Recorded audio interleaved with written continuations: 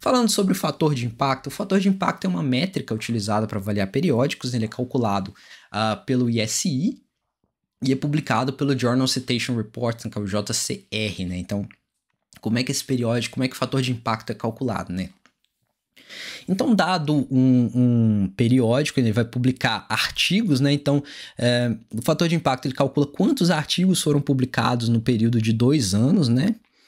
E quantas citações, artigos publicados por aquele periódico tiveram naquele período, né? Então, nesse exemplo aqui, nós temos os anos de 2020 e 2021, né? Então, cada um desses anos, um determinado periódico, ele publicou 50 artigos em um ano e 50 artigos em outro, né? E artigos publicados nesse periódico tiveram essas citações aí, 75 citações no ano e 175 citações em outro ano. Uma citação é quando um trabalho se refere ao outro trabalho que foi publicado anteriormente, né? Então, a gente vai falar mais sobre isso mais para frente. Mas, em resumo, nesse caso aqui, nós tivemos 250 citações no período de 2 anos e um total de 100 artigos publicados, né? Então, a gente vai aplicar essa equaçãozinha aí e vai calcular o total de citações pelo total de artigos publicados e vai ter o fator de impacto. Nesse caso, foi um fator de impacto de 2,5, né? E se a gente analisasse as métricas de avaliação, por exemplo, métricas do governo brasileiro, né, da pesquisa brasileira, como é que eles usam para avaliar as revistas científicas, né, um fator de 2,5 é considerado um fator até muito bom, ok?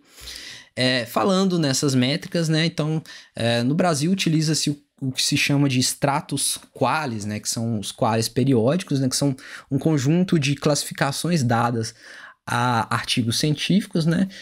As classificações antigas elas eram baseadas em A1, B1, B2, B3, B4, B5 e C, né? Mas ultimamente tem se discutido esse novo padrão aqui, né? Que utiliza-se essas classes que vai de A, B, C e NP, né? Que esse NP é sem impacto, C é impacto baixo e essas classes B são impacto médio, enquanto os artigos A são de impacto alto, né? Então, essas métricas são definidas pelo total de artigos publicados por autores brasileiros, né? E são medidos pela CAPES, né? Que é a agência brasileira responsável por calcular isso, né? Então,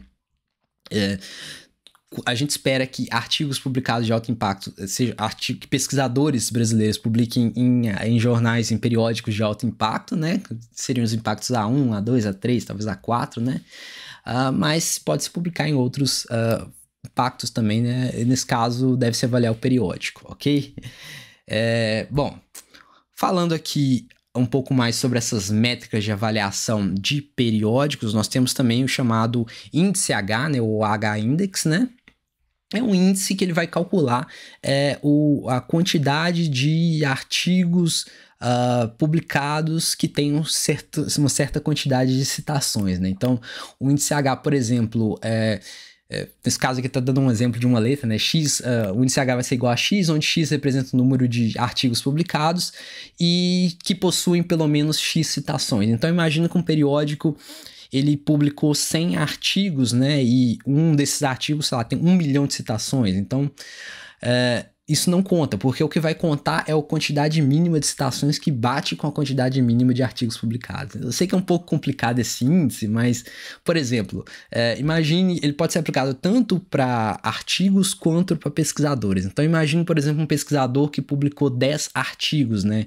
Então, 10 desses artigos... Não, vamos supor que eles publicou 50 artigos, né? Então, desses 50 artigos, ele só tem 10 citações em cada um deles. Então, o índice H dele vai ser 10.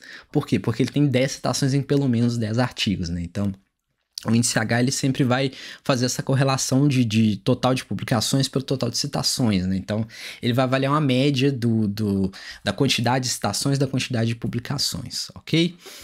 Eu trouxe aqui essa tabela. E nessa tabela nós vemos aqui alguns dos periódicos mais importantes, né? E nós temos aqui algumas métricas usadas para avaliá-los, né? Então nós temos o qualis na coluna 1, aqui nós temos o fator de impacto, mas é o fator de impacto calculado pelo SJR, né? E nós temos o índice H, nós temos o total de citações, nós temos a média de citações, né? Então todas essas métricas podem ser utilizadas para avaliar periódicos, ok? ok? Bom, falando um pouquinho aqui mais, mudando um pouco de assunto, né? Vou trazer aqui o que eu chamo de redes sociais de pesquisadores, né? Então, quando um artigo ele é publicado, né? Ele é publicado no site da revista, né? Provavelmente, né? Talvez se a revista for impressa, ele pode ser impresso, né? Mas ele vai ficar disponível no site da revista. Então, muitas dessas revistas realizam um processo de indexação, né? Nesse processo de indexação, elas disponibilizam esses artigos em bases de dados, publicam em bases de dados importantes. Você tem várias, como o PubMed, você tem o Google Scholar, né? E algumas dessas bases de dados, atualmente, elas têm servido também como uma espécie de redes sociais entre pesquisadores, né? Que são locais onde pesquisadores podem ler o trabalho de outros pesquisadores, compartilhar seus próprios trabalhos, comentar sobre esses trabalhos, né? Comentar publicamente, discutir com outros cientistas, né? E isso tem mudado muito a forma como a ciência tem sido feita, né? Então, você tem todos esses fatores, todas essas discussões, todas essas modernidades, né? E aqui eu tenho algumas, o que chamamos de redes sociais, né? Que temos aqui o Google Scholar, né? Que é uma base de busca do Google, né? Para artigos acadêmicos, né? Você tem o ResearchGate, que é um local onde os cientistas podem criar perfis e compartilhar seus artigos, né? Ler artigos de outros pesquisadores, né? E acompanhar a carreira acadêmica de outros pesquisadores, né? E também encontrar artigos relacionados à sua área de trabalho, né? Aqui eu trouxe também o WORCID, né? O pessoal brinca que é o Work ID, né? Que é o identificador de um cientista, né? Então, esse identificador ele surge mais como um problema de indexação, né? Por exemplo, você tem muitos cientistas que têm um nome parecido, né? Então, como é que, na hora que você vai saber qual que é as métricas de cada cientista, né? Quais trabalhos qual cientista publicou, né? Então, isso dava algum conflito. Então, a ideia do WORCID é você ter um número, um identificador único para cada pesquisador, né? Outra plataforma utilizada para isso é o Publons. O Publons é uma rede onde você compartilha as suas revisões, né? Então você está atuando, por exemplo, como revisor de um periódico, né? Então um periódico encaminhou para você um trabalho acadêmico, um artigo para você avaliar, né? Então você vai avaliar esse trabalho, né? Vai escrever seus comentários, você vai dar o seu parecer e vai enviar para o editor, né? O editor que vai decidir se ele vai aprovar ou se vai rejeitar o artigo, né? Mas visando se tem uma transparência maior nesse processo de avaliação, o Publons ele vai permitir que você, por exemplo, compartilhe as suas revisões, as suas considerações sobre os artigos, né? Então você revisou um artigo, você não vai mandar apenas para o editor seus comentários, né? Ou para os autores diretamente, mas você vai deixar isso público para que outras pessoas leiam o que você achou do trabalho, né? E aí você tem uma maior transparência nesse processo de revisão. E o Publons é uma plataforma que disponibiliza isso, né? Outra plataforma que é uma plataforma local, né? A plataforma Lattes, né? O currículo Lattes, né? Tem até aqui uma descrição logo aqui embaixo, né? Que é uma homenagem ao cientista brasileiro César Lattes, né?